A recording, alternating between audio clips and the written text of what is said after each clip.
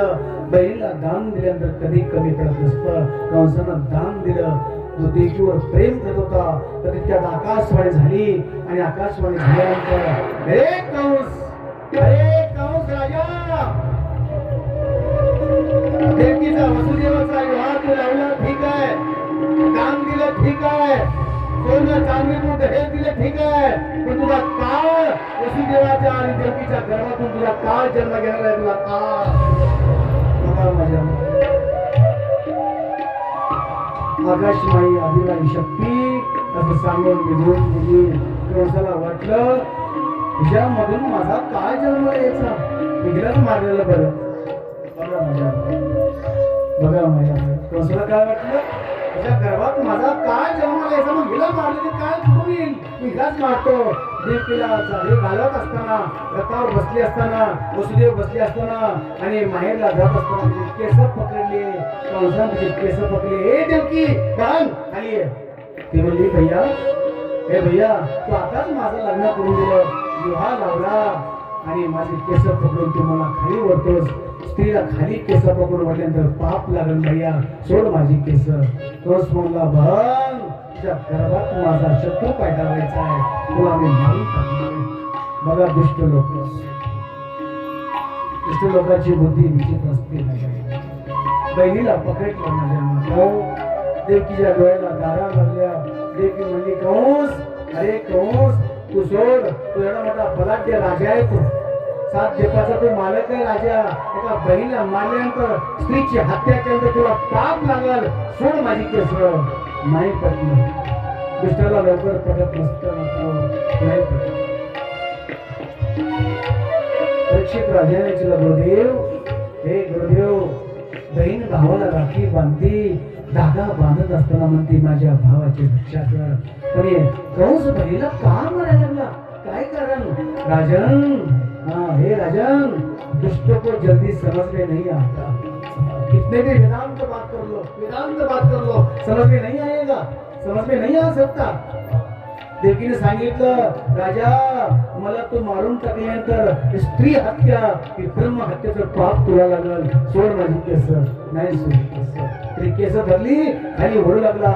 देवकीचा हात धरला वसुदेवाने,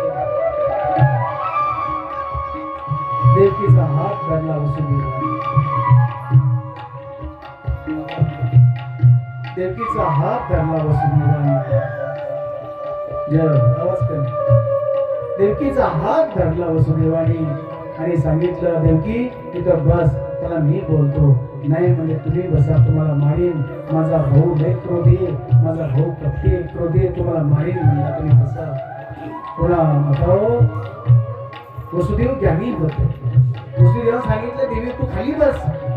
त्या देवकीचा हात धरला, देवकीला खाली बसवलं आणि वसुदेवाने कंसापाशी हात जोडलं. अरे कंस, हे कंस, आता लग्न झालंय तुझ्या बहिणीचं, हिरवा जुडा अजून हातातला फुटला नाही, तू हत्या जर केली सगळी दुनिया म्हणेन बहिणीची हत्या केली, बहिणीची हत्या केली, बहीण सगळी दुनिया तुझी निंदा करण. कंसाला नाही पटलं, कंसाला नाही पटलं. नाही कंस म्हणला, हे वसुदेव मला सांगू नकोस, तू मी मारून टाकणार त्याला, तू बस. वसुदेवला ढकलून दिलं, वसुदेव खाली बसले. देवकी उठली, भैया हे भैया एक बात कर, अभी तो शादी हो गई है, अभी सुहाग रात्र होने वाली है, बच्चा पैदा होने वाला है, फिर बाद में मार दो, मैं लेके लाऊंगी आपके पास, मैं स्वयं लाऊंगी. ना ना ना, क्या सोच है आपका ना. पुन्हा केसवाला चालू केलं, पुन्हा देवकी खाली बसली. वसुदेव उभं राहिले. हे कंस, तुला मी एक सांगतो, या स्त्रीला मारणं ब्रह्महत्येचं पापाला प्रायचित्त कुठंच नाही. दुसरं पापाला प्रायचित्त आहे, पण ब्रह्महत्येला, गो हत्या ही ब्रह्महत्या, स्त्री हत्या ब्रह्महत्या, बालक ही ब्रह्महत्या, छोटी कन्या ब्रह्महत्या, ह्याला सगळं प्रायचित्त भेटत नाही कुठं. तू नरकाला जाशील, 7 पिढ्या 21 पिढ्या तुझे नरकाला झालेल्या. माझं तू ऐक, सोड माझ्या पत्नीला, सोड माझ्या पत्नीला. नाही पटलं.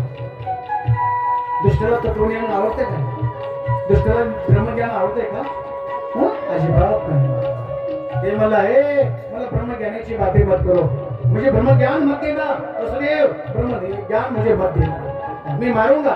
आकाशवाणी ने मुझे बताया है, इसके गर्भ में बच्चा पैदा होने वाला मेरा काल है, मेरा काल है, मैं इसको बहन को मार दूंगा, मार दूंगा. नहीं पड़ता. वसुदेव ज्ञानी है, वसुदेव ज्ञानी है, साक्षात भगवंत स्वरूप है. वसुदेवानी पुन्हा हात जोडलं, हे राजा माझं तो आहे, हिला मारतो तू, हा मारणार, मग माझं एक ऐक ना तू, एक ऐक काय कसं, आम्हाला जेलमध्ये बंद कर दोघांना, आणि पहिला बालक झाला तुझ्याकडे मी आणून देतो, बस. तुझं काही विश्वास आहे मला आणून द्यायचे म्हणून तू पळून जायचे, मला हातकडे घाल. मग त्या दोघांना हातकडे घातल्या पापीने, कंसाने आई बापाला हातकडे घातले ते पाप्यानं, त्या भाऊजीला पतीला हातकडे घातल्या, जेलमध्ये बंद केलं, आणि द्वारपाला सांगितलं बालकाचा आवाज राहिला आला मला तुम्ही सांगायला या. जेलमध्ये बंद करून टाकलं. बघा माझ्या परीक्षित राजाने विचारलं, गुरुदेव किती दुष्ट कंस पापी, त्याला कोण समजणार पापीला. गुरुदेव सांगू लागले कथा. असं करत करत करत करत मला दिवस जात जात जात पहिला पोत झाला, कीर्तिमान पोत झाला माझ्या माझ्या. पहिली एक कन्या झाली, शेवटची कन्या झाली, पुन्हा आठवा पुन्हा बलराम झाला. अनेक कथा आहे, वेगवेगळी कथा. रात्री 12 वाजले मायो 6 मुलं झाली, मात्र 7वा बलराम झाला. आपण धीरे धीरे धीरे धीरे धीरे धीरे म्हणतो भगवान कृष्ण त्याचा गर्भ तिच्या गर्भाखाली वाढू लागला.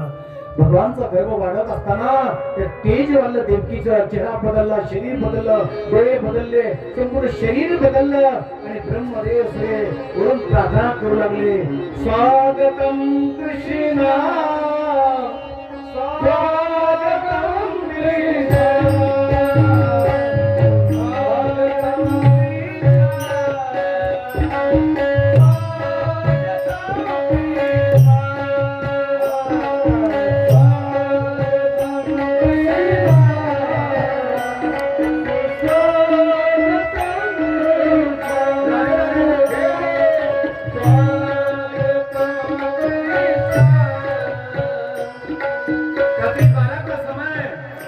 भगवान आने वाले हैं, दुनिया को पता चला. इंद्रदेव, चंद्रदेव, वरुण देवता, जल देवता, बृहस्पति, ये देवता है, कहते भगवान के दर्शन करने जाना है, दर्शन कराना जायचं आहे, दर्शन कराना जायचं आहे. भगवान आने वाले हैं. जल देवता, वायु देवता, अग्नि देवता, इंद्र देवता, बृहस्पति, सगळे देवता दर्शन करण्याकरता येऊ लागले. आणि येत असताना काय करतात, स्वागतम श्री